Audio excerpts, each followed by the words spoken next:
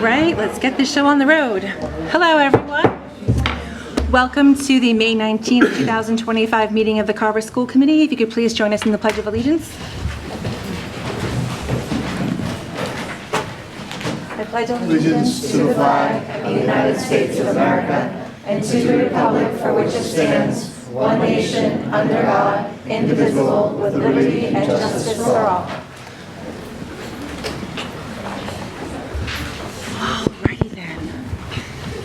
We're going to start tonight's meeting with a recognition. Yeah, so we're excited this evening to do a recognition of two of our middle high school students, Luke Maloney and Darren Spence. I know Luke's here, I don't believe Darren is, but Luke, if you want to come on up to the table.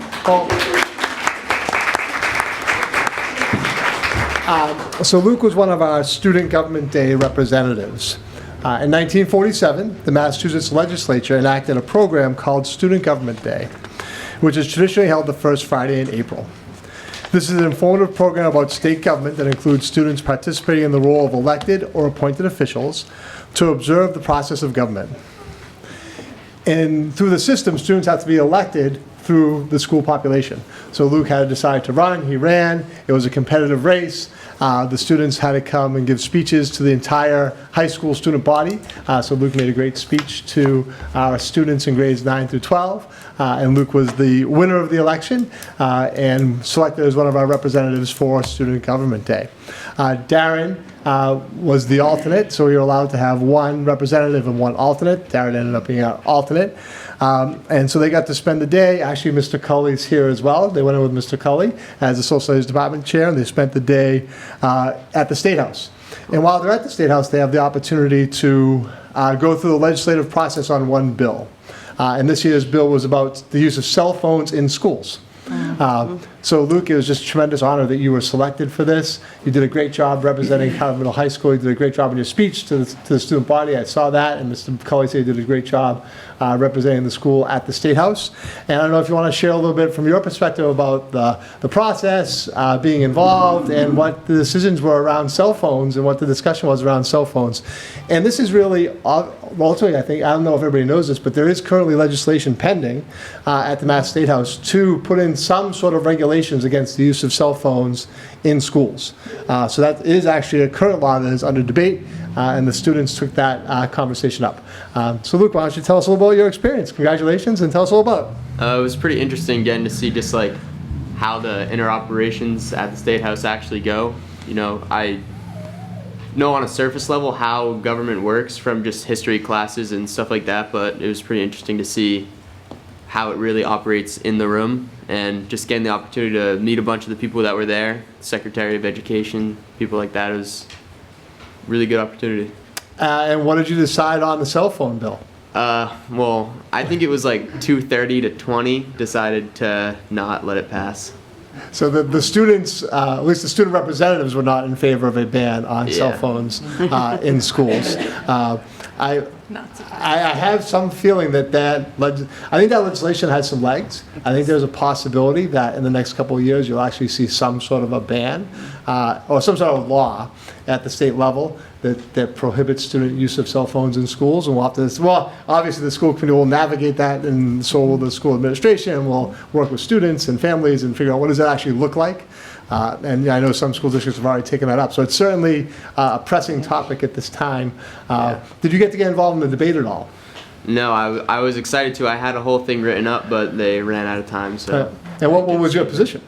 My position was basically that it shouldn't be passed, because if teachers and administration are taking away cell phones, you know, at the door or right in every classroom, I think it would just cause like a animosity or a tension between students and teachers that otherwise, if I was leaning more towards the education side of the bill, so educating parents and students on cell phone use and social media use, how it can be safer and, you know, more useful for students. I thought that was really useful, but I just thought the overall banning and, you know, taking away was a bit too far.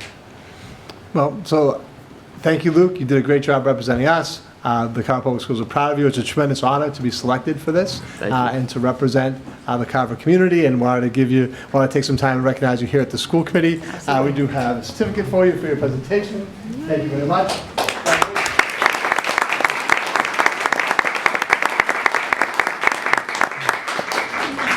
photo op? No. Okay. Okay. Let's see. Okay, so you want to go to Comments from the APC. comments from the APC next? Hey, Tom. Tom, welcome. All right, evening. I said usually everybody leaves before I get to talk, but it's okay. No, just I'm excited to be here tonight, actually in person also, because I think we have the ratification for the ESP contract. Just want to personally thank my team, Carol, Kat, Becca, Rebecca, Julie, and Darlene. It was a team effort, and I also thank the committee for working with everybody. We got it done, and I think we'll be here in a few weeks with our teacher contract. So that's all I have for tonight. Look forward to your vote for ratifying. Tom, if you want to stay. Okay.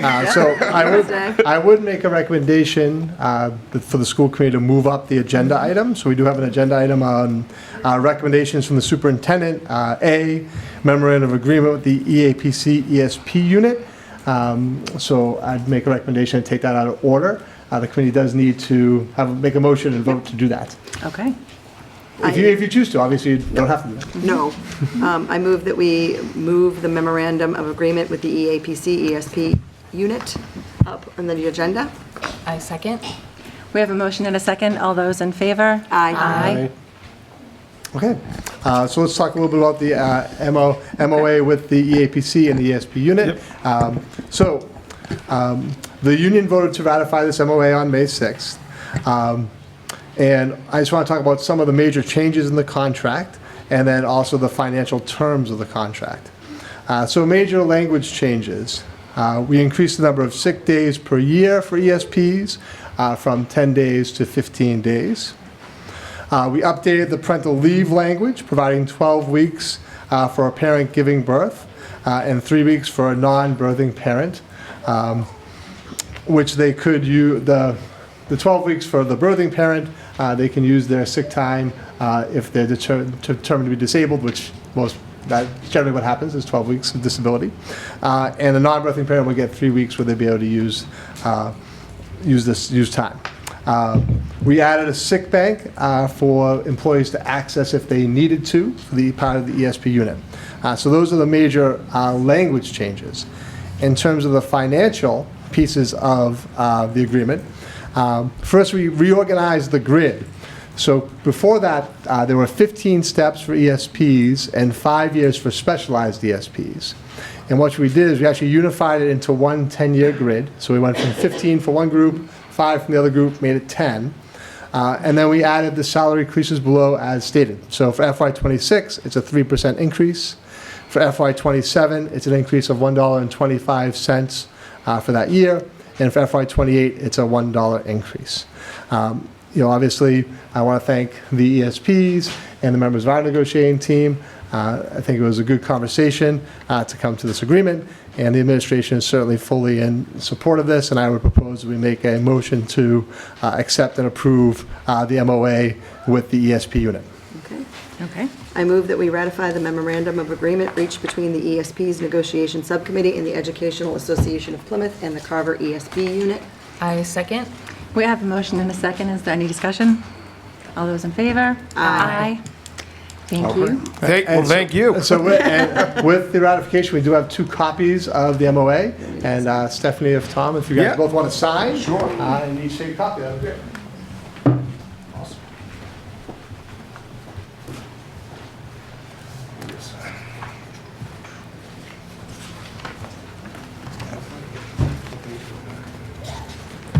Here we are, it's 4.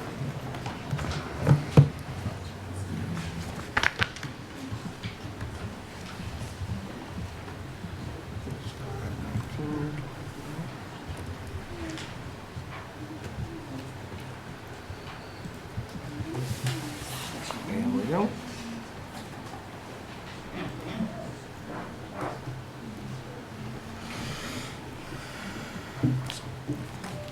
Thank you. Thank you very much. Thank you, Tom. Thank you very much, Tom. Thank you. No, look at that. We're good. So yes, thank you to everyone that worked so hard on that. greatly appreciate everyone's time. Okay, so next we are going to go from comments from the elementary school ambassadors. Yeah, so we're glad to have Jeremiah Taves, Wyatt Dunn, Autumn Doyle, and Emery Lynch here as our elementary student ambassadors. Thanks for being here tonight. How you want to, Welcome, thank you for being here. Are you good with putting this down? Perfect. Okay. You can get started. Welcome, everybody. I'm Jeremiah. I'm Autumn. I'm Wyatt. I'm Emily. We are student ambassadors in Carver Elementary School, and we want to share some of the great activities happening at our school. Arts and Culture Night happened on May 1st at our school. It showcases the student artwork that is displayed around the building. It also allows children to be creative. The second graders perform songs from different countries. There were food trucks where you could fill your stomach with deliciousness. A choir from Bridgewater State University performed. High school students also led games from different countries. Devia, a 5th grader at our school, showed kids how to play cricket. It was fun.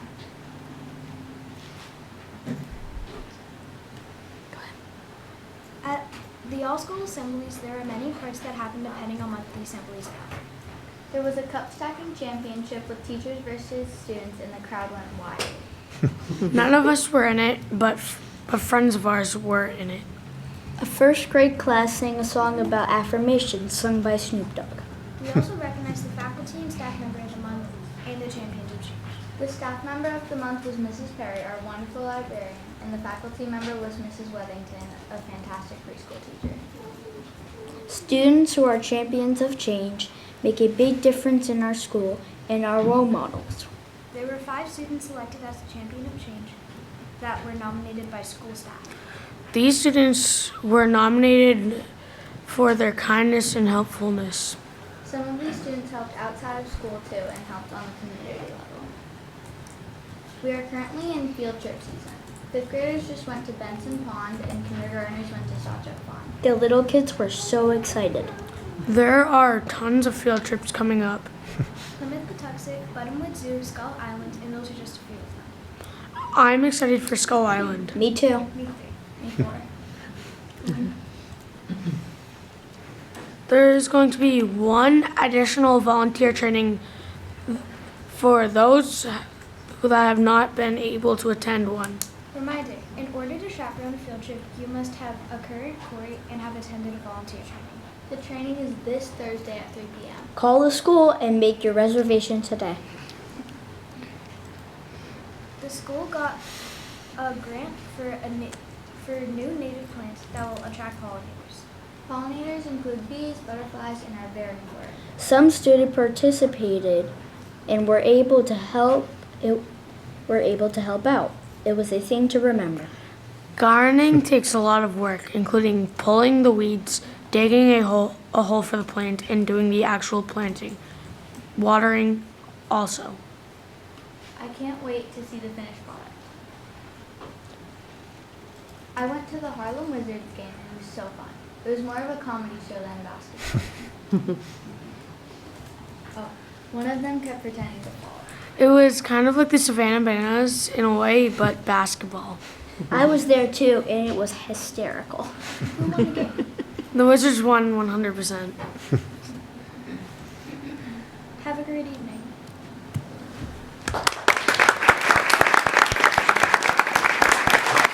Thank you. Thank you for being here and for sharing all the wonderful things happening at the elementary school. Okay, so next, this brings us to comments from the general public. So if there's anyone in the room that would like to be recognized to speak, now is your opportunity. I'm not sure if there's anyone in the chat, but if there is anyone that's online, if you could please comment in the chat to be recognized.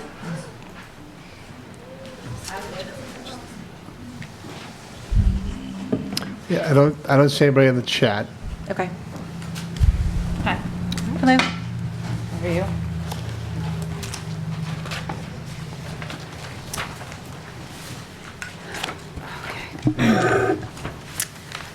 So, Good evening, Superintendent Neef, school committee members, and Gina. Gina? My name is Jackie Sturtevant, and I am the parent of 2 students in the Carver Public School System. My children have had the privilege of attending Carver Public Schools as school choice students, and I'm also a proud graduate of Carver High School, having been in one of Mr. Neef's first history classes. It's true. During my time as a student, I benefited from Mr. Gomes' leadership as a student athlete, and I recognize the lasting impact he has had on this community. A significant life lesson I learned from Mr. Gomes is, what you permit, you promote. Which brings me to the purpose of my address today. On Friday, May 9th, I learned of Steve Kane's appointment as the varsity coach for the girls' basketball program. I fully support Coach Kane and previously wrote a letter of recommendation in his favor. On Tuesday, May 13th, while hosting a CYBL clinic alongside Coach Grant to benefit the Shane Gives Thanks Food Pantry, I was informed that neither Coach Grant nor Coach Tucker would be returning to their coaching positions for the 2025-2026 season. I initially assumed they had chosen to hang up their whistles and retire, as Ms. Kincaid had informed me that varsity coaches are always allowed to select their coaching staff. This statement was made to me during a phone conversation with the athletic director on April 29th regarding my concerns about the exclusion of girls from the summer youth basketball camp. Coach Grant clarified that this decision to return was not made by him, Coach Tucker, or Coach Kane. The rationale provided was that the program is going to go in a different direction and that it was time for new blood. Coach Grant clarified, the 2024-2025 girls varsity basketball team competed farther into the state tournament this year than they have in many, many years. Additionally, the team produced multiple South Shore League All-Stars, as well as the MVP of the small school league. There was also the milestone of having a girls varsity player obtain the prestigious accomplishment of 1,000 rebounds. Given the success, I was puzzled as to why this program, one of the most successful athletic programs at the middle high school level, was being targeted for change. I am curious about the new direction the program is purportedly taking, especially when it is clearly on an upward trajectory. Upon learning this information, I reached out to players and their families to ascertain whether their input had been solicited. Traditionally, players and families receive a brief survey at the end of each season to provide feedback. However, I and those I spoke with do not recall receiving such a survey this year, leading me to conclude that player and family input was neither solicited nor considered in the decision regarding the dismissal of the 2 assistant coaches. Consequently, I sought the perspectives and feelings of fellow girls basketball families, and more importantly, the players whose voices this district and committee should prioritize. Here's a sample of some of the feedback I received. He is like a father figure to my daughter. He is one of the few positive male role models in her life. She grew not only as a player, but what I noticed most was her mental growth. She came out of this season more resilient, positive, and confident, all of which was due to Mike and Dennis's coaching. They are in this for the kids, not the wins, which is so much more important. My daughter was accepted to Oak Colony and may attend next year if Coach Grant and Coach Tucker are not coaching. Coach has been my daughter's biggest advocate. Coach has been the defining factor in my daughter getting her confidence back. I have known both of these men for many years. These are 2 men who generally care for us players and make playing enjoyable. It would be a huge tragedy to our basketball program if we lost the 2 people who care most about it. I don't know anyone who loves to coach us girls more than these 2. They are the hearts and souls of LCB and have incredible connections with every single player. In the second game of her JV basketball career, my daughter suffered a displacement fracture of her left wrist, essentially ending her first high school basketball season. Coach Grant and Coach Tucker went above and beyond to make her still feel a valued member of the team, whether she was wearing her uniform or not. They created daily workouts to maintain her physical and mental fitness, and they went out of their way to ensure that the final game of the season was held on a day she received medical clearance. She ended her season on a confident high note, which helped her enter this season mentally prepared and physically ready. What many of you may not know is that these coaches collectively have over 50 years of coaching experience. They have stood up for or stood in for players when their families couldn't or wouldn't. They have supported players through the loss of a parent. They spend their free time reaching out to contacts in hopes to provide better opportunities for these girls. They attend AAU games, plays, concerts, and dance recitals, and they volunteer their time in youth leagues. They always put their players ahead of anything else, and they lead by example. Despite not having children in the Carver Public Schools and one coach no longer living in town, they continue to return each year. As you have heard, the trend in these statements has very little to do about the technical aspects of the game, which both coaches have done an exemplary job imparting on the girls. These words speak about feelings of value, confidence, love, and trust. And as a parent and an educator, I believe these are the foundations upon which we raise productive, accepting, responsible adults. On Wednesday, May 14th, I learned that the athletic department is no longer conducting postseason surveys, opting instead for senior exit interviews. Given that the basketball season concluded in March and seniors are finishing school shortly, maybe today? Did they finish today? I am concerned that these Today was interviews... the final bell. Yeah. I am concerned that these interviews were only scheduled and completed when concerns regarding coaching staff were raised. Additionally, it raises questions about why feedback is sought from those who have completed their high school careers while the voices of returning players remain unheard.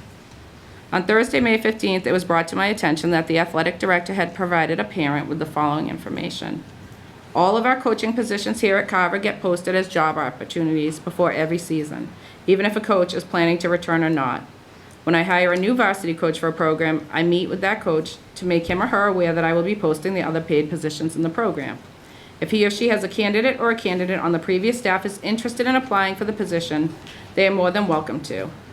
We will then go through the interview process to fill that position. If only one candidate applies, that person will fill the role.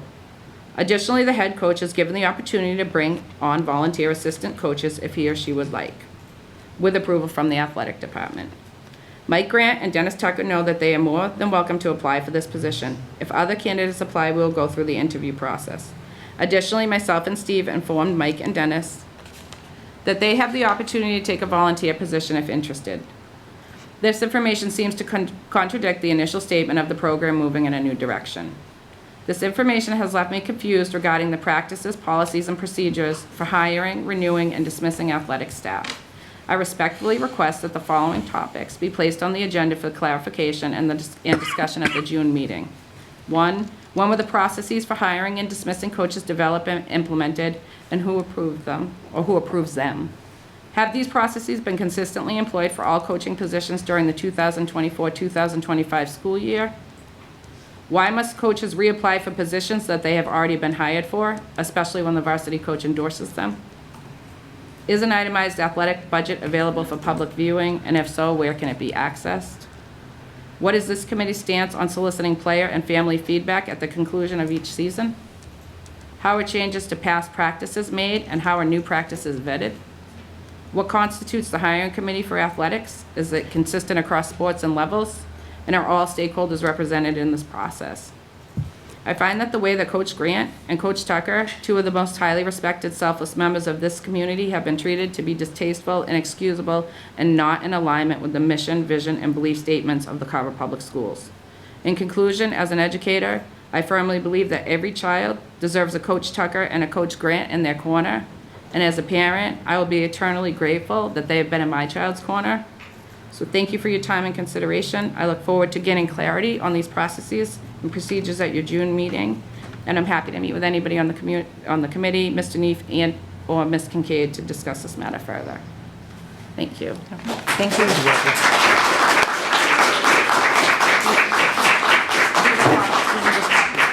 Thanks.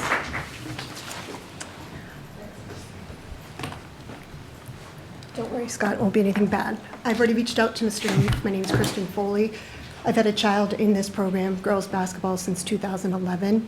There was a break in between my kids, and then my oldest is graduating. She was asked on Thursday to meet with the AD for her exit interview, which only happened after I emailed Mr. Neef with some concerns. But I do want to just point out, everything Jackie said is completely right. I've coached probably just about every girl on the basketball program right now, whether it be in travel or rec or whatnot.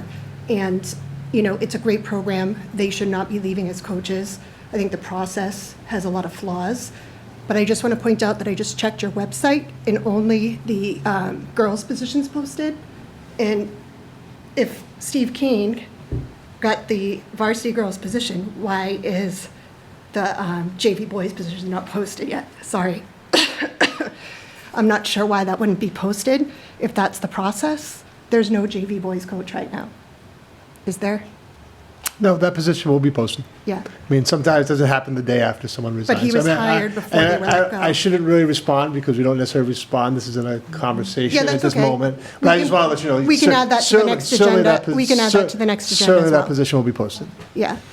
But I just find it kind of ironic that that position went up the day I was showing some concerns, or that it got to Ms. Kincaid that people were concerned that they posted the JV girls position, but they still haven't posted the boys. It just doesn't make sense. Why not do it all at once? So that's all I have to say, and I'd like to know that at the next meeting. That'd be great. Okay, thank you.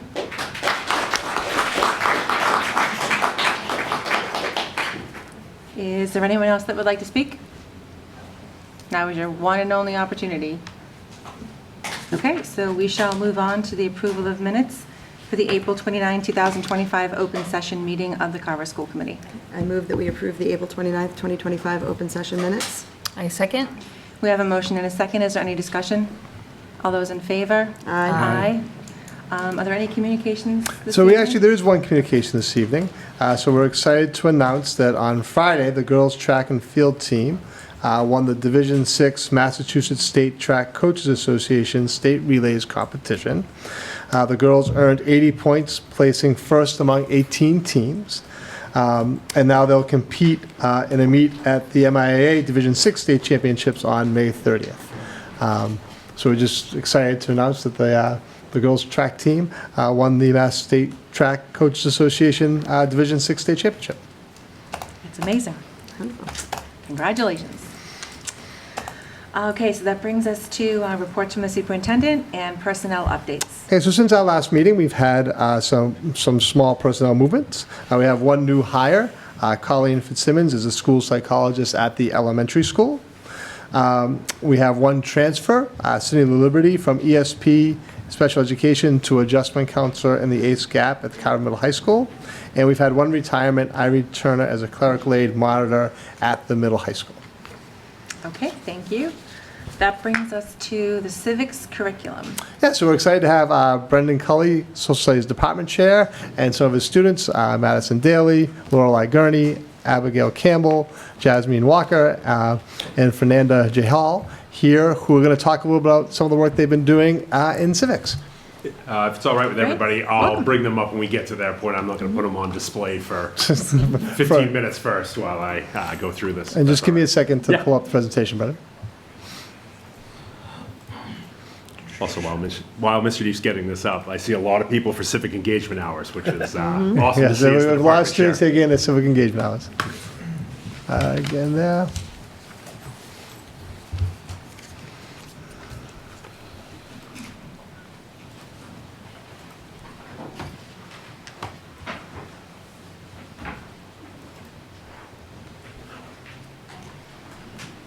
Good. We're good? All right. First off, thank you everybody for having me tonight. Excited to talk to you about the new civics curriculum that's coming in next year. Before we get started, I want to thank Dr. Erickson especially for leading the charge and helping to secure this grant from the 1-8 Foundation through Good Nation Foundation in order to support PD for teachers and build out a really robust civics curriculum for all of our students. Mr. Neef and Mrs. Cabral were instrumental in their support in getting us to this point.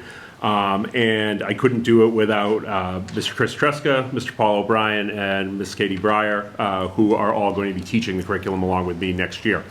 Everybody actually informally this year has already adopted many pieces of it, and throughout the year we've already started to see a shift in what we're doing. So the reality, Mr. Neef, if you don't mind, this kind of traces back to 2018. Back in 2018, the state legislature passed an act to promote and enhance civic engagement, coinciding with a change to the DESE framework for history and social studies. As a department at the time, we looked to take the civic standards, and there was an opportunity to break it up across all of our curriculum. So for a couple of years, we went down that road where we took the civic standards from 8th grade, really to get buy-in across the board as a department and amongst students. To build civic knowledge for all of our students. 4 years later, as you can see, the Civic Spring Pilot of the MCAS in 2022 before the recent legislation kind of shifted our focus. At that time, we brought civics into 8th grade. We moved world history out, partially thankfully. This is a really engaging topic for kids to talk about. This also happens to coincide with the movement in the last couple of years and the building for project-based learning initiatives. And this curriculum is completely project-based in the way it's built and designed. When this grant was first announced last year, I had just taken over as department chair. We weren't ready to move on year one. But when I came back this fall, Mr. Tresca actually came to me. He has a student at Silver Lake who got in year one of the grant. And he came to me before I could even bring it up as a department and said, are we pursuing this? So I knew we had some momentum on board. Steve? What I want to bring to you guys is, back one please, thank you. The Democratic Knowledge Project is the people who created the curriculum. This has spun out of Harvard. It's a nonpartisan research-based curriculum designed to engage students through project-based learning. They have been very transparent with us. Mr. Neef and I were at the grant acceptance where they brought in Dr. David Kidd, their research scientist, who explained exactly what the curriculum is designed to do and made sure to lay out to us what it's not designed to do. It's not going to give us specific measurements of students in their ideas and beliefs. It's designed to promote a well-rounded civic student with the values of civic self-confidence, civic reciprocity, and civic self-care. The idea that we know what to put out in civic spaces, how to take care of ourselves and protect ourselves in those spaces, and how to be confident speaking in front of other people about complex issues at the 8th grade level. It's ambitious in what it does. I was fortunate enough to be able to go to the launch 2 years ago for this curriculum, and I'm amazed with what it brings to our kids. So this is a layout of what is their units in order. They run 7 units following their preamble week, which is a week of engagement at the beginning to work on soft skills, creating basic democratic knowledge and ideas, and using problem solving and inquiry approaches to get kids to understand what civics is. In this picture here, actually this is from last year's group, it's a great day one of school activity. This was, your kids have been in school all of 15 minutes, I think, in this picture. And we put out 24 different artifacts, and they had to define what civics was collaboratively. Not doing rules, not going over what classes is like. And this is the kind of basis of this curriculum. Really getting students to inquire and investigate on their own.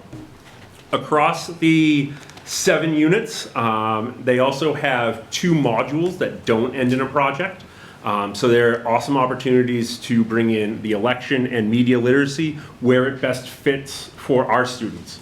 So in future years, if we have a presidential election, we can bring in the election at that time. If, for instance, like this year, we had this upcoming year, in 2026, we don't have a presidential election early. So our election unit might fit better when we get to local town elections in the spring.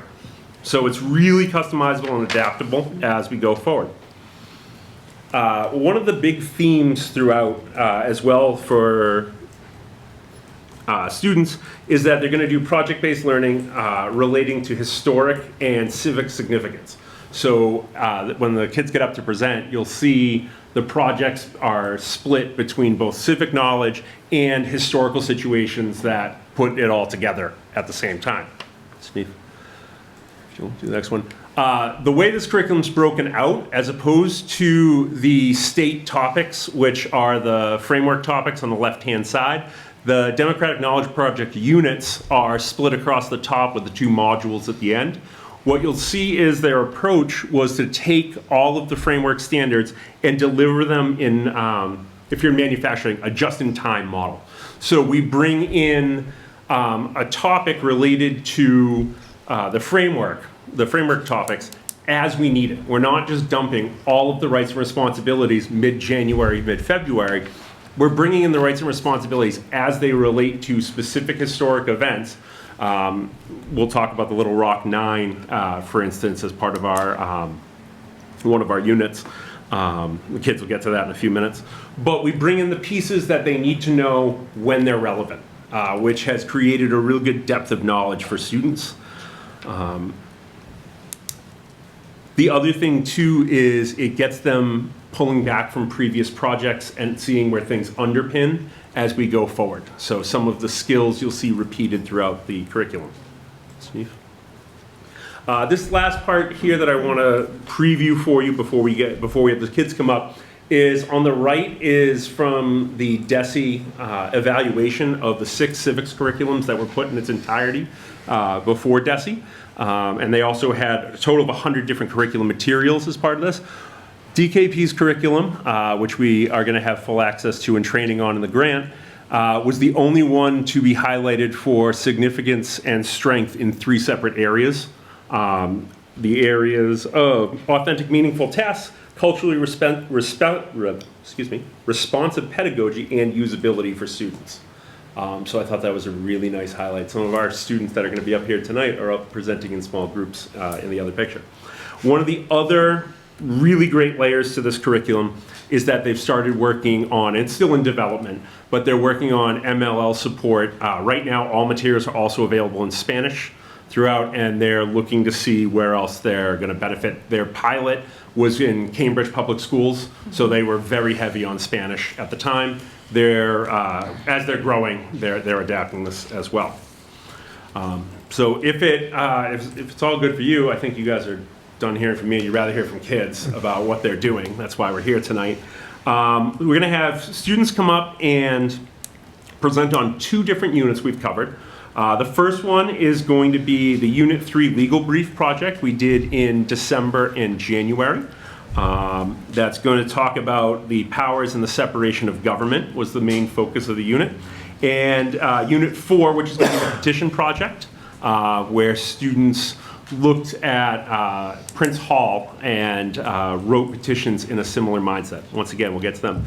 So I'll start off tonight by bringing up Abby, Lorelei, and Maddie to talk about their legal briefs. If that works for you.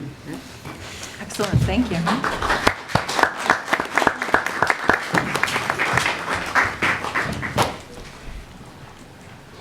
Thank you for being here. We're excited to hear your presentation. Oh, welcome. For our project, we were asked... Just want to introduce yourself? Just it's okay. I'm Madison, and for our project, we were asked the question, does the president have too much power or the right amount? Once we decided what side we were on, we had to write a legal brief. We used sources provided to us, and we also found our own.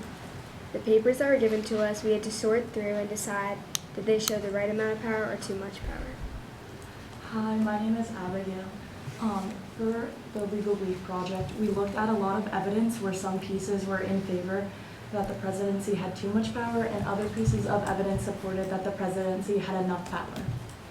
As we were given these pieces of evidence, we lined up across the room and tried to put ourselves in order of our opinion, like a spectrum where one side was that the presidency had too much power and the other side being that the president had the right amount of power. We did this every so often when we were given more and more evidence. We were taught the formatting of a legal brief and like how it works in the real like courts and stuff.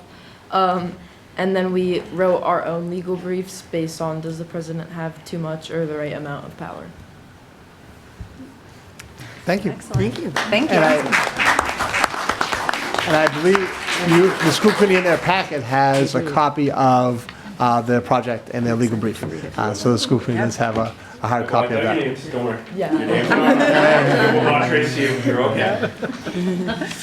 Thank you very much for Thank being you. here. Thanks for being here. So their legal briefs are the first 3 in the samples that you have. And the students, we had 10 different sets of documents going all the way back to, looking all the way back to Washington, and it went all the way up through President Biden because we only considered complete records at any given time. We didn't look at anything beyond where that went. Next, I'd like to bring up Jasmine and Fernanda to talk about their petition projects. Slightly different direction, but once again, you'll see a lot of similar underpinnings between the two projects.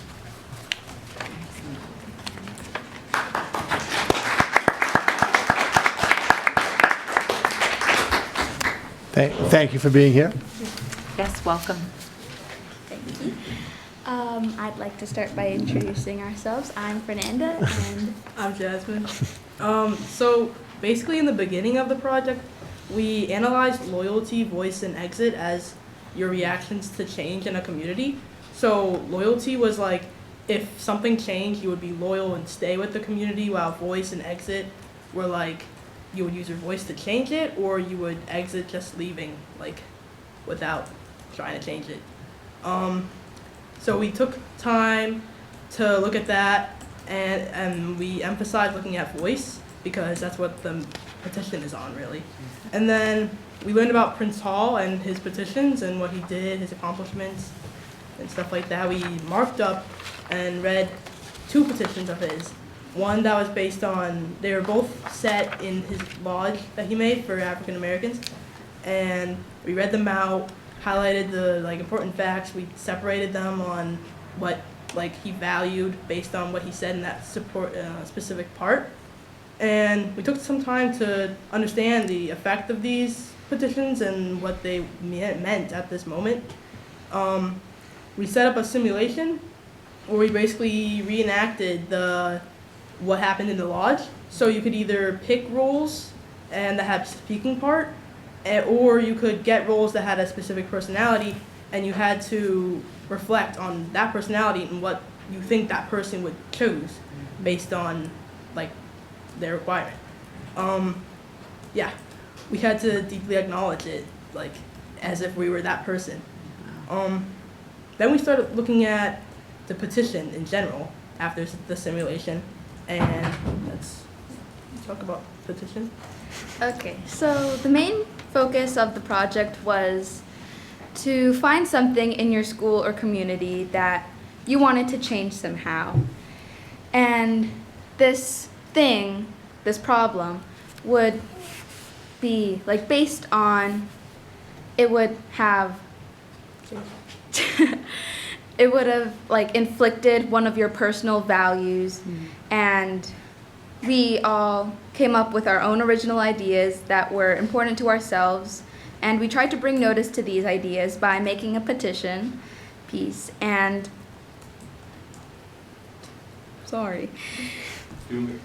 and finding others who agreed and try to find evidence on why these are important cases and why we should fix these, and find community and other people who would support these changes. The main focus wasn't to make this change, but to write something out and have your steps on how you would change it and why you should change it and why other people would follow you and continue to make this change. Unlike our final end of the year project, which we're doing now and is to make change. But to build a piece that almost lays out the steps, which is what I said. And I think that's kind of it. Great. All right. That's great. Thank you for sharing. Thank you.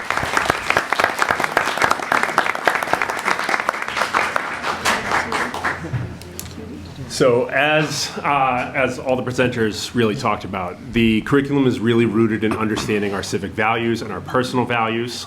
We actually look at values starting on day 1 of the year, after we finish our sort that you saw earlier. The reality is we have some big next steps in front of us, and we've set ourselves up for 3 years of a big investment in our 8th grade and in civic understanding in the town of Carver. We just started the Civics Action Project in our classes, and students are looking at their communities. Self-defined community might be as small as the school or their neighborhood, might be as large as state level. We don't really encourage federal. That would be a massive undertaking with 21 days of school left. We're not going to go that far down it. 2 examples from previous years. We had a girl lead the charge for the Girls Ice Hockey Co-op, and we also had, and this is a shameless plug for the history department for next year. In our first year, 2 students proposed adding an African American history elective, which will be coming online in the spring of 2026 for sophomores and above. So this kid's seeing some perseverance in the fact that we started this 2 years ago, and now the road is finally delivering because of the time and effort to do something right. For teachers, it's going to lead us to some grant-funded, no, there's nothing else, Mr. Chief. To grant-funded professional development. Over the summer, there is, either in July or September, depending on who's available when, there's a 3-day launch with the Democratic Knowledge Project. I'll be there in July. I believe Mr. Neef is attending. I'm attending in July. In July with me as well. Up at Harvard to get us started. There's also an opportunity in Marlborough for teachers who can't make in the summer. And then 3 implementation gathering days throughout the year where the teachers will get together with teachers from across the state to share best practices, preview units, and understand how to really implement these lessons with fidelity for all students. There's also a coordinated program from the DKP with implementation specialists that work one-on-one with schools. They do come down for 2 site visits and to co-teach some lessons with us. They will meet with us throughout the year and review our progress and have conversations and coaching. This year, too, in talking with Adrian, who's one of the leaders over there, she did say they are looking to put together a cohort specifically for people who teach in a sub-separate environment, which one of our classes will be part of that, in a language-based model, so putting other teachers who teach in a full pull-out model together, because obviously there's going to be some changes to the curriculum there, and wanting to make sure our kids still get high-quality education. We're part of the second wave of this cohort, so I think it's going to be real beneficial. They've already learned from year 1, and conversations with people over at Silver Lake, they've been very pleased with how it's gone in year 1, so I'm really excited about that.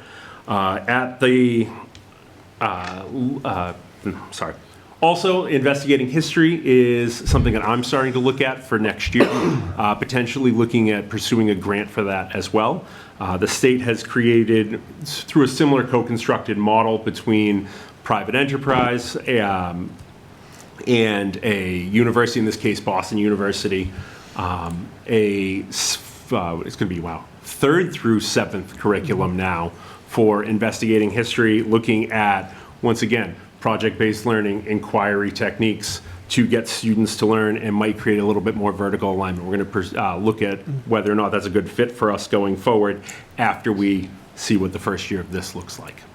So a lot of big changes coming. So Brendan, thank you very much for the presentation. Students, thank you, great job.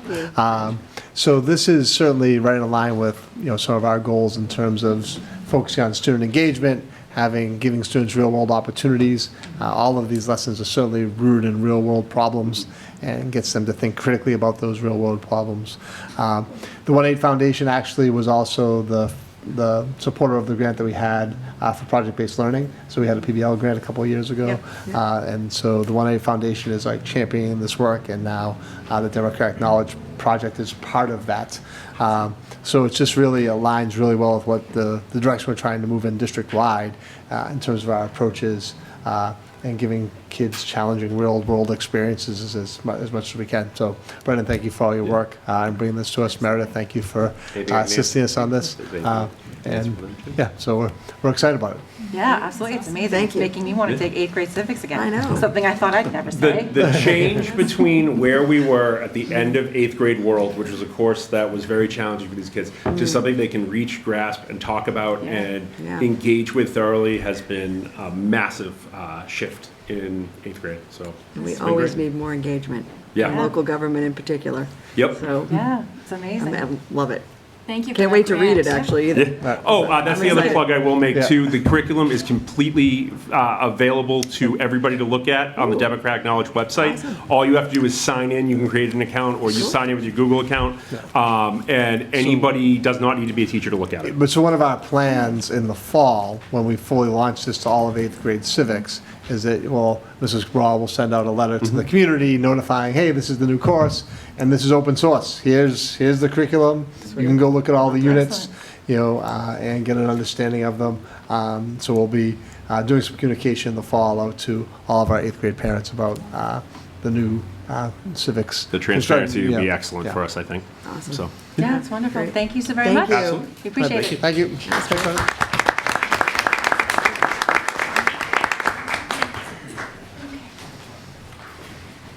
Just me, or is it warm in here? Yikes. Okay, so, looks like we're gonna have a little bit of an exodus. Enjoy the Small rest of exodus. your night, everyone.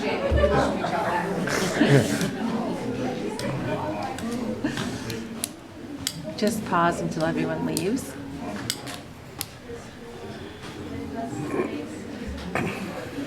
Okay, so next on our agenda is Day on the Hill.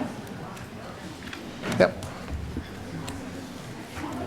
And so on Tuesday, May 6th, Stephanie, Bill, and I attended the MASC Day on the Hill.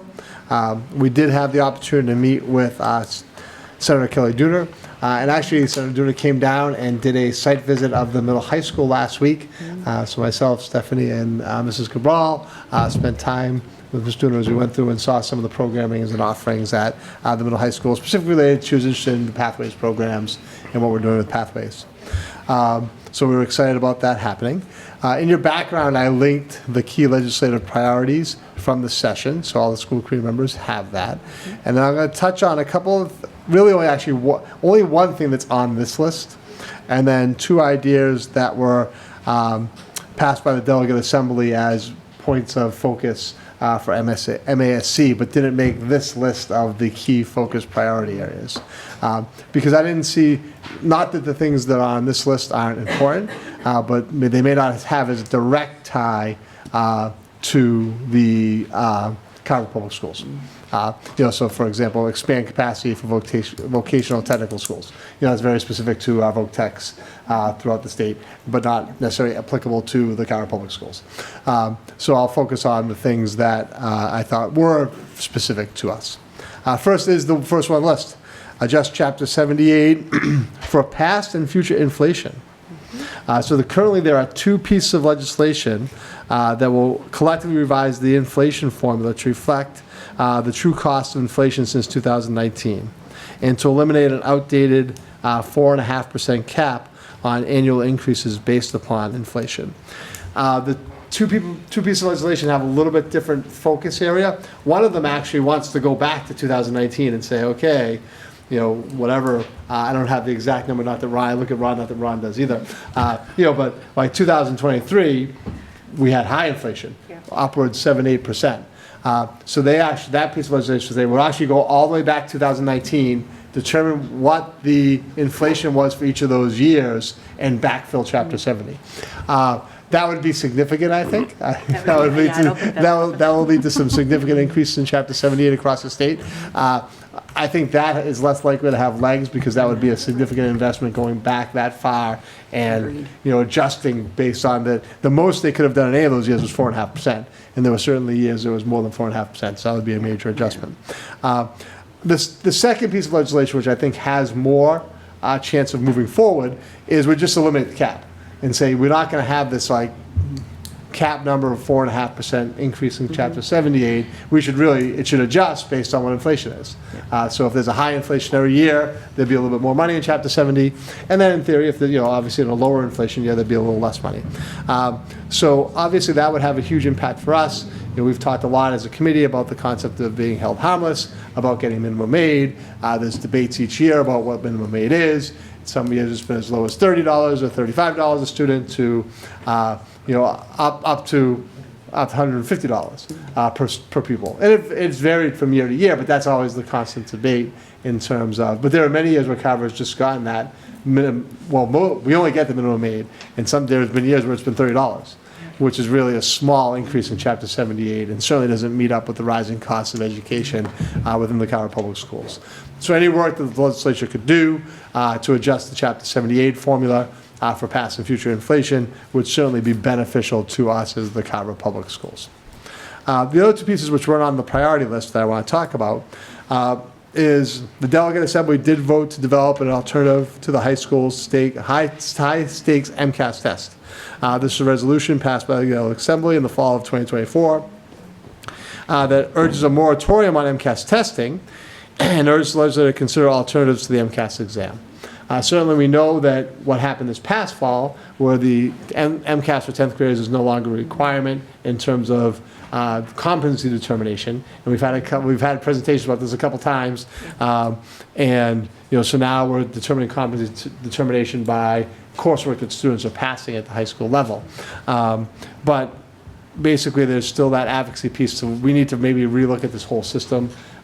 What's the value and the importance of the MCAS exam, and then also what structure is going to be created in terms of meeting competency determination, because we've talked about that's currently being discussed. Governor Healy actually has a task force throughout the state looking at alternatives and measures and coming up with a system that students would have to complete to earn what they call competency determination, saying that you're competent in at least the 10th grade level in each of the state frameworks, specifically in math, English, and science.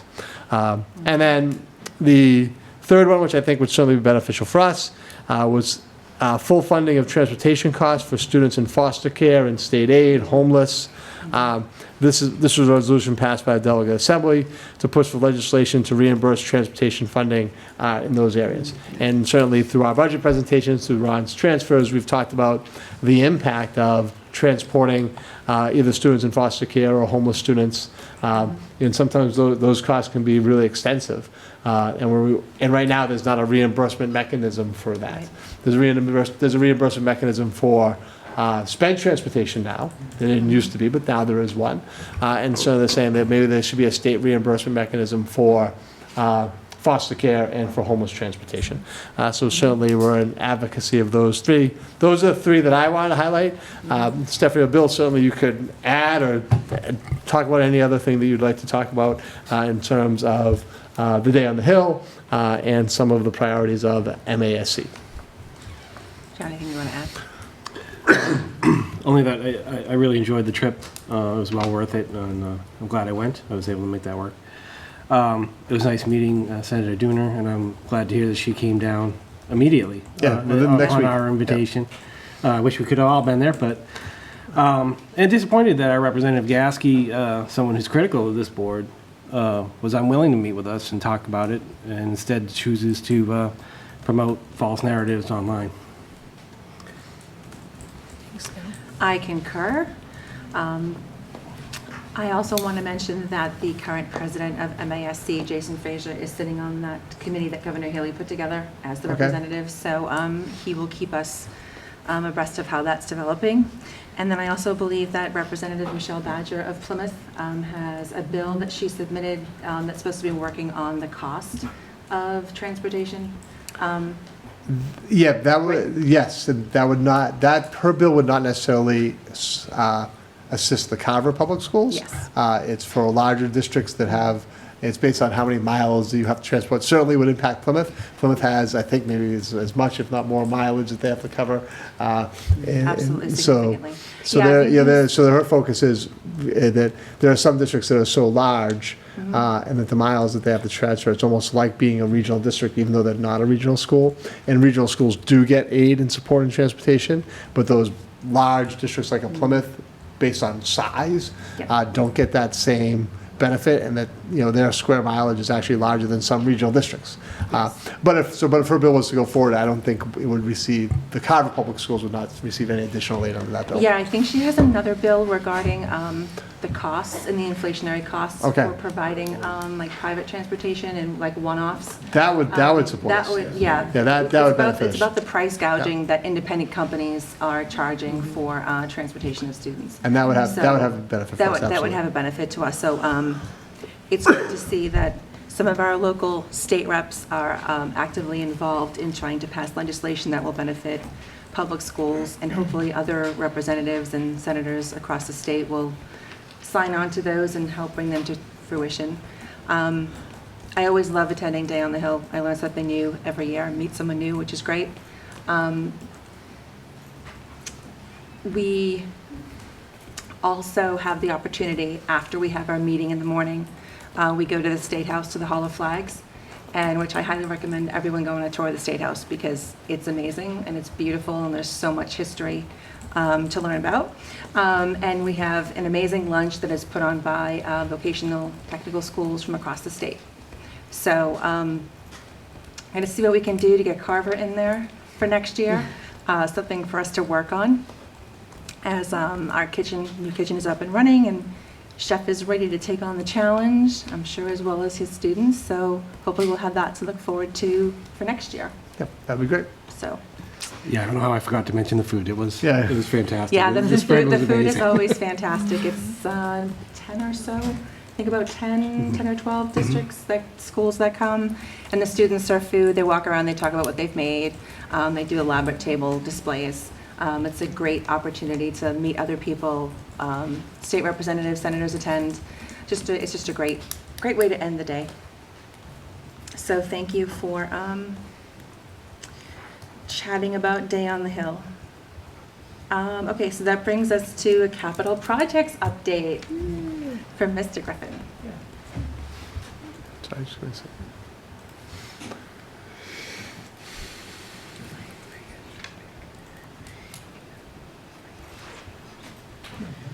Oh, and one more thing while they're getting ready. I just want to mention for the students that are here and the students that are at home.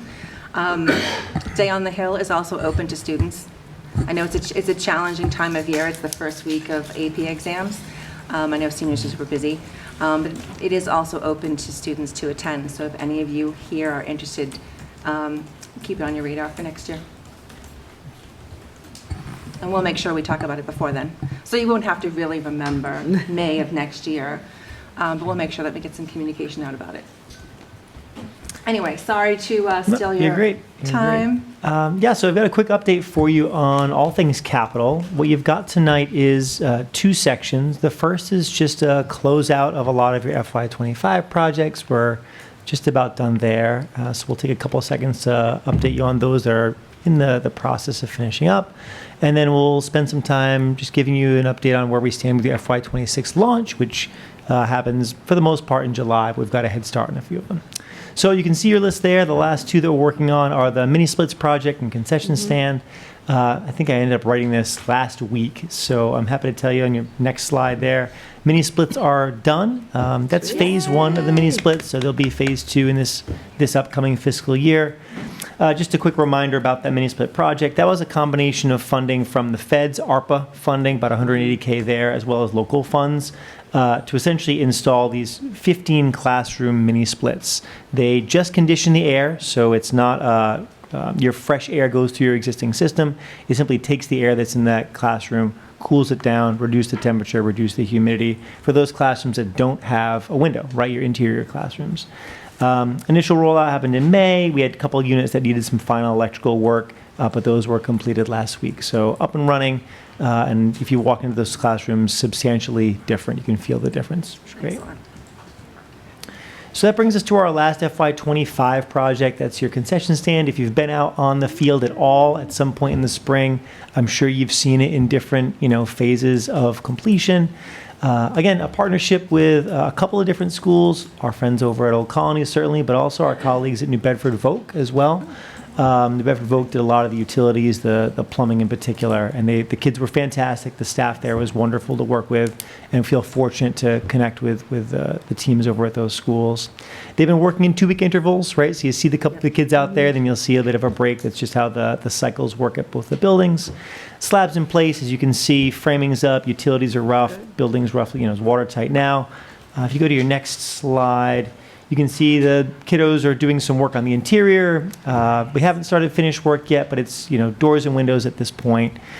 Work will continue, even though you have your seniors who are graduating. The underclassmen will continue through the June time period, and then we'll pause for the summer. That's what happens when you have students doing the projects. They'll pick back up in the fall. We expect them to be done in the late fall. Exact date still TBD. But we're thinking, early October to the end of that month is where we're targeting. Excellent. Looks good. Are the students here excited? There's going to be a concession stand? Just curious. I see some not right. I'm super excited. Ron, Anyway. is all the funding in place? to finish completely? That's correct. Outfit it with all the equipment and everything that they're going to need? The funding is fully in place for the building to be completed. The taxpayer is not paying for the equipment inside it. The boosters would take care of that. Okay. Right, so because the boosters use that space anyway, if they wanted to do a fridge, the boosters would buy their fridge and those sorts of things. Okay. But we're roughing in all the electrical, so, one of the items we spent some time digging around on was like, hey, the boosters are probably going to want to put some kind of flat screen something so that you can see that they have pretzels available and pizza available. So on our end of things, we're taking care of making sure there's electrical available, that there's the right, connectivity that's going to be available, but the actual like furniture, fixture, equipment will be boosters. Okay. Thank you. Awesome. Yep, looks good. Thank you for asking. Yeah. Bigger than I expected. Yeah, it's a good size space. It's a good size, yeah, it's great. It's a good size space, split up. I mean, you've that front area that you're looking out. Essentially, you're looking out to what the boosters will see when they're, selling pizzas and what have you. Behind you, you've got one space that's essentially going to be for our custodial staff, our grounds people, and then behind that's going to be a storage area with a nice little double door. So if you want to bring in, pallets of stuff, right, to keep for games and those sorts of things. Kids did a great job designing it. It's a really nice space, nice and open, and I think it's going to be really well received for years to come. So, on the way, fall next year. Sweet. You look at FY26, we've already got a jump start on 26. You may or may not remember this, but at your town meeting, the large majority of your capital projects were funded by free cash. So what that means essentially is that once it gets voted and appropriated, because it's free cash, the funding is already available, right? You don't have to raise and appropriate those funds. And so we took advantage of that opportunity to jump on a couple of these projects, and I'll talk a little bit about why we did that. The first is under transportation. You've got a bus bid package going out in June. We expect something like 8 to 10 months lead time, so realistically that's not going to arrive till the springish, end of that year. And that's been typical. The post-COVID, that kind of lead time has been pretty typical for our replacement buses. Keep you guys posted on that, as we've had a couple of questions on transportation supply chains. We also approved a minivan that's going to be added to our fleet to transport homeless students and special education students and so on, foster students. So we've had some uncertainty in the auto sector recently, predominantly caused by some of the federal tariffs. A lot of the transportation sector has sort of been affected by that. So we prioritized this project to the front of the line so that we could get in before some of the vendors were adding upcharges, right, for either potential tariffs or tariffs that were going to land. And I'm happy to say we got a minivan in at the budget that was appropriated before the tariff sort of hit that particular vendor. Vehicles in, we're doing the upfit now, which essentially means we take what you see there and make it look more like a vehicle where you see the school bus sign and those sorts of things on it. It'll be slated for routing this summer. So if we have kiddos in special education, transportation needs for their summer programming, this vehicle will get to go into that loop. Excellent. Good. Similar to the minivan project, we wanted to jump on this and prioritize some laptops that were coming in. Same idea, sort of impacted by some of the uncertainty caused by those federal tariffs in the tech sector. Again, we were able to jump on this right away in the spring rather than having to wait till July. Equipment's already in now. We're able to get it before any of the tariffs landed or any of the vendors sort of had an upcharge anticipating the tariffs. Team right now, the tech team is doing a fantastic job. They have to do some like inventory work, barcoding, those sorts of things for all the equipment. And we'll do like a soft rollout as the equipment's ready. It'll start to roll out now really through the beginning of next year for the teacher laptops. Excellent. The rest of these are sort of in different phases of preparation for FY26. You've heard a lot about the classroom modernization projects. This is a multi-year project. Big picture here again is the goal is really to extend the useful life of your middle high school by identifying a department each year, investing in the furniture, fixtures, and equipment inside those classrooms, right? This year's focus is the history department, as Mr. Cully was just here talking to you a little bit about. He and his team are continuing to work on finalizing the specific items that they're going to be purchasing. Once we get to that point, we'll get that out on the street and get the orders in potentially this summer, most likely in the fall at this point. Similar to classroom modernization, you have your library upgrade, works the same way. Library team, along with some students and some staff, have been getting input on the final spec for the color and the texture and the fittings and the casters or no casters and all those final things you do before you get these big furniture purchases.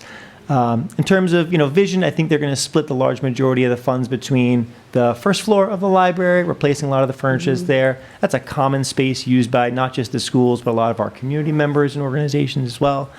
And then the second half of the funding will likely be used for the second floor of the library, which is really one of the few spaces you have in the middle high school that can be used for almost anything. Super flexible space. It's used by almost every program, also used by a lot of adults and community members as well. So we'll probably see that in 2 phases, late fall through the winter. Again, at the middle high school, we talked a little bit about the PA system repairs. You think about that repair project as more about replacing the brains of the existing system. So it's going to be a wiring and sort of back-end project. Rollout is TBD right now. We're still engaging with some vendors to get the finalizing on procurement there. But we expect it to be rolled out over the summer. Great. Perfect. That second phase of the mini splits. So again, you may not remember this, but we went out to bid, 2 years ago now for this project. We bid in lots of little alternates to try to maximize the return we could get on all the bids that came in. We were able to get most of the classrooms in the single chunk of money, if you will. The remaining classrooms are just those 3 classrooms you see there on the layout. We'll put those bids out in the next couple of weeks. We expect to be able to either do the implementation work over the summer or the fall. That's going to just depend on availability of equipment and vendor schedules more than anything else. At the elementary school, some technology there, touchscreen TVs. We've talked a little bit about this sort of cycle of upgrading your short throw projectors to something a little bit more hardy and lower cost, these touchscreen TVs. We did a very similar project at the middle high school. Our tech team had a lot of success with that. The teachers seem to have a lot of success with that equipment as well.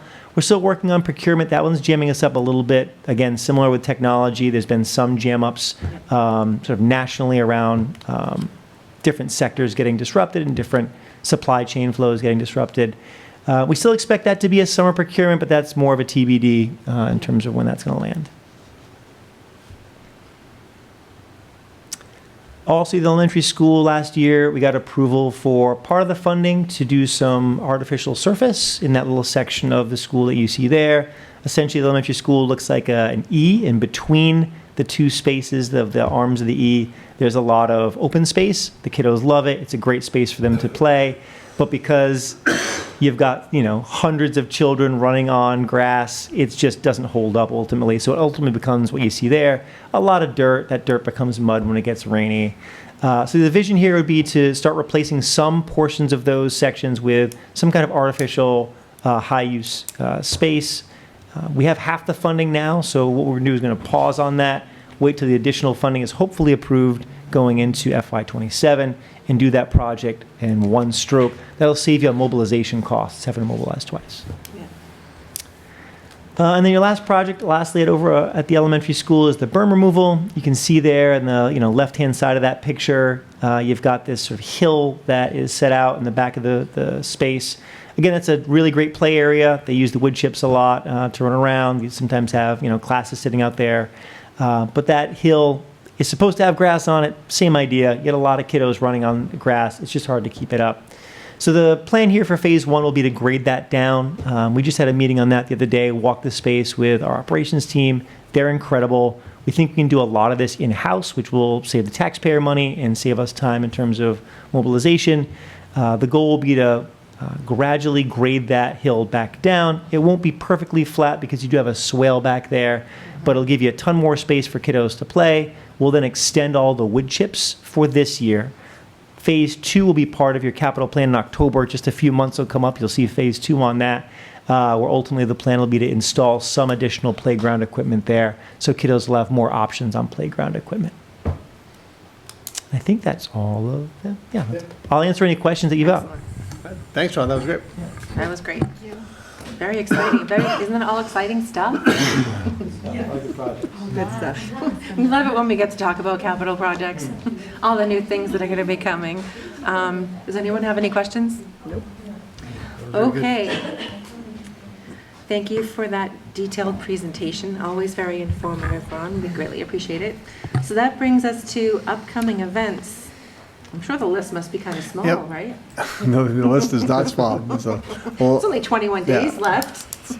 And there's a lot of stuff happening in those 21 days. So we always just like take a little time just to show some of the events that are coming up. Obviously today was the seniors' last day and the final bell. We do have senior final exams this week. We have all kinds of field trips coming up. We have our concerts coming up. So that's certainly exciting. The high school band and chorus concert is this Thursday evening. We'll do the tradition of our elementary parade with our seniors. That's happening on Friday at 9 a.m. And then obviously all of our senior week activities of class day, convocation, culminating in graduation, which actually gets into June 1st, seniors graduation. And as the elementary student ambassadors mentioned, there's a lot of field trips coming up at the elementary level. So there's all. We always just take a few minutes just to kind of scroll the list, show it to the community, and the key point here is just remember that all the events happening in the Carver Public Schools are on the calendar. They're on the website. If you're interested in things, what's happening, go to the website. We want to drive you to the website, take a look at the calendar, and come out and support us in all these great things that are going to be happening at the Carver Public Schools over the next really 21 days of school. And since I have the concerts, the elementary concert is at 6:30 on June 6th. The middle school concert is June 11th at 7 o'clock. And 8th grade graduation, 8th grade commencement, we won't say graduation, 8th grade commencement, and the spring fling final dance is on Friday the 13th. And then the last day of school is Wednesday, June 18th.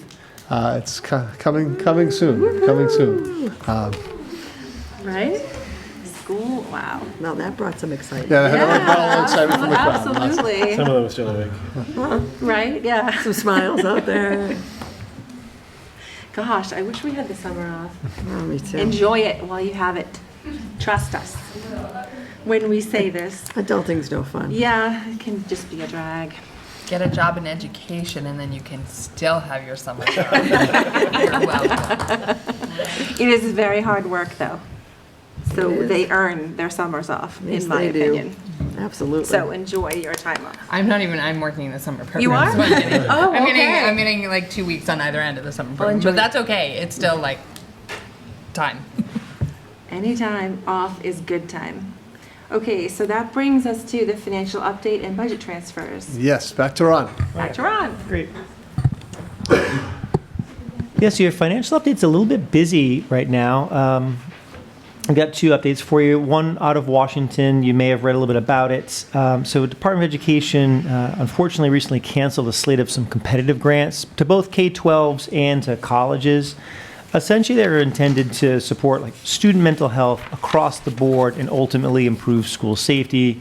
It was part of about a $1 billion appropriation over a couple of years that was passed in 22. The thing is called the Bipartisan Safer Communities Act. I have a link to it if you want to dig into it.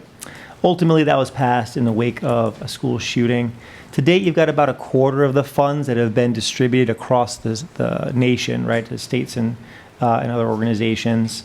Carver was not awarded these grants, but you've got the better part about 400 new school-based mental health professionals across the Commonwealth that are funded with these. So you've got a lot of districts around the state sort of trying to think about how to either locally sustain the additional staffing and resource or part ways with the additional staffing there. That's very unfortunate. Beacon Hill, you've probably seen you've got a lot of activity on Beacon Hill with the budget. The House Ways and Means and the House just passed their version, very similar to the Senate version, which ultimately is very similar to the governor's. I will say there's a nice summary there done by the Mass Budget and Policy Center. I've got a link there for the analysis. I won't spend too much time on it because we've talked a lot about it before. A couple of big highlights, as Mr. Neve talked about earlier. The minimum aid, minimum per pupil aid is 150, which is great, much higher than the statutory 30.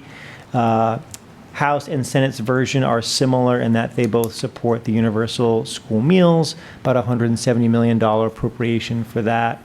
And there's two items that I just thought were interesting that, are like indicators for the future, right? Some like K-12 adjacent items. You had about $28 million in grants for this Commonwealth Preschool Partnership Initiative. If you're not familiar with it, I gave you a link there to kind of do a deep dive. But essentially, this is just an ongoing project that the state has been doing with some of the high needs and gateway communities. So not Carver yet at this time, but ultimately the vision there is to create a pathway to universal preschool. So I know we've talked about that briefly on and off the past several years.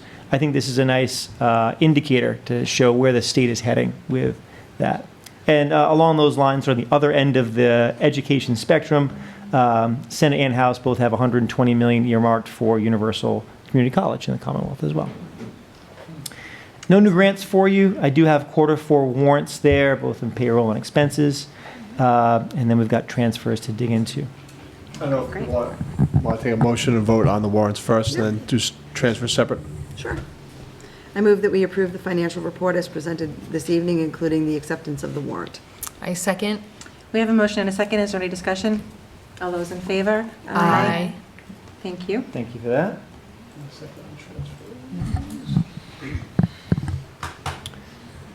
Yeah, and so we're coming to the end of the fourth quarter. The school year and the fiscal year are nearly over. That first tab that you see there is just your budget, down to the penny as always. And then if you take a look at that second tab, you've got your transfers on the far right. Yeah. I won't go through every single thing here. You can certainly read it at your leisure. But if you'd scroll to the right, Mr. Neef, if you don't mind, under like the notes. Yeah, that's helpful. So I'll give you a couple of key items to take a look at. Mr. Neef talked briefly about the cost that we've had, sort of continuing costs for special education, transportation for homeless, displaced, foster students. That continues to be on the rise. What you see as your first transfer there is a transfer of a route actually coming in-house. So if you were to scroll to the bottom on this, you'd see a debit there for our contracted services for a better part of $58,000, and then we'll cover that in-house. Yeah. That's going to save you the better part of 10, right? So you've got 68 there roughly in your budget. You're going to transfer 58 to cover this cost. So you're netting 9 and some change is short of 10, which is a good step. As we've talked about, generally speaking, owning and operating your own transportation program usually saves you money because you don't have a company who is looking to make a profit, right? A couple other items, gas running a little bit higher than anticipated. You got to remember that your transfers here are a couple months in arrears, so what you're seeing there is sort of like through to March, right? You'd expect those numbers to go down the rest of your year as you get your April, May, your warmer weather. Same is true with like row 8. You've got the elementary school, same idea, gas running higher than typical. And then if you look at row 4 and 5, just additional services. One's for home hospital-bound student services, right? So just requirement that if a student's homebound, hospital-bound services are still provided. You see that there. And then row 5 is similar, but it's just special education out-of-district services, right? I'll answer any questions that you've got and just request the committee vote the transfers so we can make those official. Ron, one of those was higher absences. For aides and subs are together. That used to be the old para structure. Okay, so we brought in more subs than we were expecting. Than typical this time of So year. teacher absences, not student absences. No, sorry. The budget. No. It's in this case, it's aides and ESPs are out. Yeah. Gotcha. And just higher than what was budgeted there. Yeah. Okay. Does anyone have any questions? Okay. I move to approve the budget transfers as presented this evening. I second. We have a motion and a second. If there's no further discussion, all those in favor? Aye. Thank you again, Ron. We appreciate the detail. Oh, it looks like we're staying with Ron. No, so Nope. this evening we do not have disposition of materials. Table. We're going to table Sorry, that Lynn till, underneath that's okay, we're going to table Okay. that till the June meeting. Excellent. So then it looks like we have a field trip for French students to Quebec City. Yep, we just need a motion and a vote to I support. move that we approve the Quebec City field trip. I second. We have a motion and a second. Is there any discussion? All those in favor? Aye. have a wonderful time. Okay, so that brings us to reports from the school committee. Does anyone have anything they'd like to report? Nope. MASC will likely be having the Summer Institute in July. It's being worked on right now, so once those details become available, I will share them with the committee. I will be attending.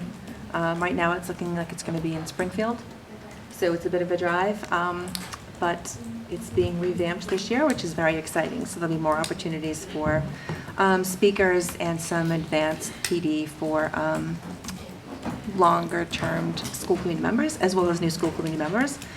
And with that, I hope everyone enjoys these last few weeks. I hope they go by fast for you.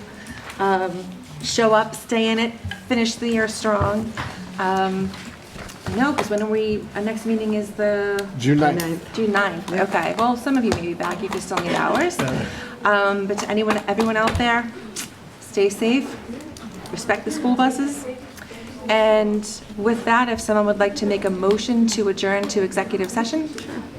I move that we adjourn the open session of the May 19th, 2025 Carver School Committee meeting to enter into executive session to discuss the strategy with respect to collective bargaining with the EAPC and not to return to open meeting. I second. Excellent. We have a motion and a second. And because we're going to executive session, this is a roll call vote. Jackie Lake, aye. Kelly Nimi, aye. Stephanie Clarity, aye. Katie Sullivan, aye. Bill Cullum, aye. Excellent. We are adjourned at 7:27 p.m. Thank you, everyone, for Good night, everybody. attending, for being here. Enjoy the rest of your night.